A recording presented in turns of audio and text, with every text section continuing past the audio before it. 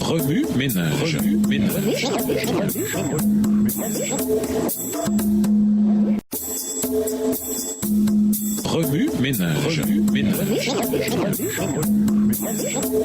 Bienvenue à votre émission Remue ménage. Nous voilà à la leçon de lundi, des hommes fidèles. Lisons Apocalypse 14, versets 6 à 12. Apocalypse 14, versets 6 à 12. Je vis un autre ange qui volait par le milieu du ciel, ayant un évangile éternel pour l'annoncer aux habitants de la terre, à toute nation, à toute tribu, à toute langue et à tout peuple. Il disait d'une voix forte, craignez Dieu et donnez-lui gloire, car l'heure de son jugement est venue, et adorez celui qui a fait le ciel et la terre et la mer et les sources d'eau. Et un second ange, suivit en disant, elle est tombée, Babylone la grande, qui a abreuvé toutes les nations du vin de la fureur de son impudicité. Et un troisième ange les suivit, en disant d'une voix forte, si quelqu'un adore la bête et son image, et reçoit une marque sur son front, ou sur sa main, il boira lui aussi du vin de la fureur de Dieu, versé sans mélange dans la coupe de sa colère, et il sera tourmenté dans le feu et le soufre, devant les saints anges et devant l'agneau.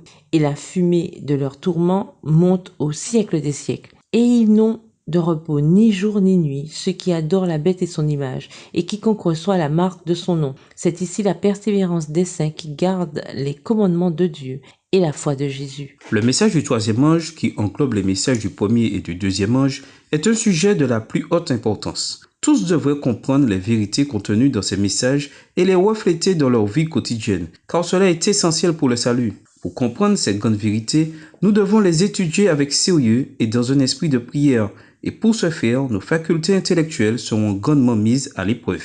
Une grande réforme devait se produire pour préparer un peuple digne de subsister au jour de Dieu. Voyant que plusieurs de ceux qui prétendaient être ses enfants n'édifiaient pas en vue de l'éternité, Dieu dans sa miséricorde allait leur adresser un message d'avertissement pour les arracher à leur torpeur et les amener à se préparer pour la venue du Seigneur. Le premier de ces avertissements annonce au monde l'approche du jugement. Le prophète contemple un ange qui vole par le milieu du ciel, ayant un évangile éternel, pour l'annoncer aux habitants de la terre, à toute nation, à toute tribu, à toute langue et à tout peuple. Il dit d'une voix forte, « Craignez Dieu et donnez-lui gloire, car l'heure de son jugement est venue, et adorez celui qui a fait le ciel et la terre et la mer et les sources d'eau. » Apocalypse 14, versets 6 et 7. Ce message, est-il dit, fait partie de l'évangile éternel.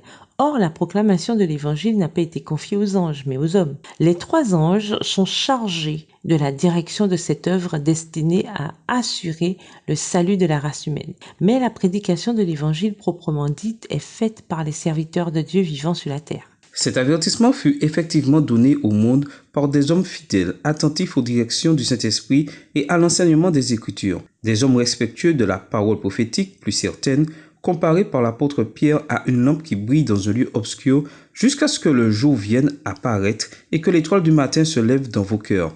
Ils en avaient recherché la connaissance comme un trésor plus précieux que l'argent et l'or. 2 Pierre 1, verset 19 et voir aussi Proverbe 3, verset 14. C'est à ces hommes-là que le Seigneur révéla ce qui concerne son royaume. L'amitié de l'Éternel est pour ceux qui le craignent, et son alliance leur donne instruction. Psaume 25, le verset 14. Oui, Minège, nommer des choses que nous faisons et qui n'édifient pas en vue de l'éternité. Pourquoi était-il aussi important que Dieu confie à l'humanité la proclamation de l'Évangile? Que pourrions-nous négliger en tant que chrétiens en ne nous acquittant pas de notre responsabilité? Au revoir. Et à demain si Dieu veut. Remue ménage. Remue ménage.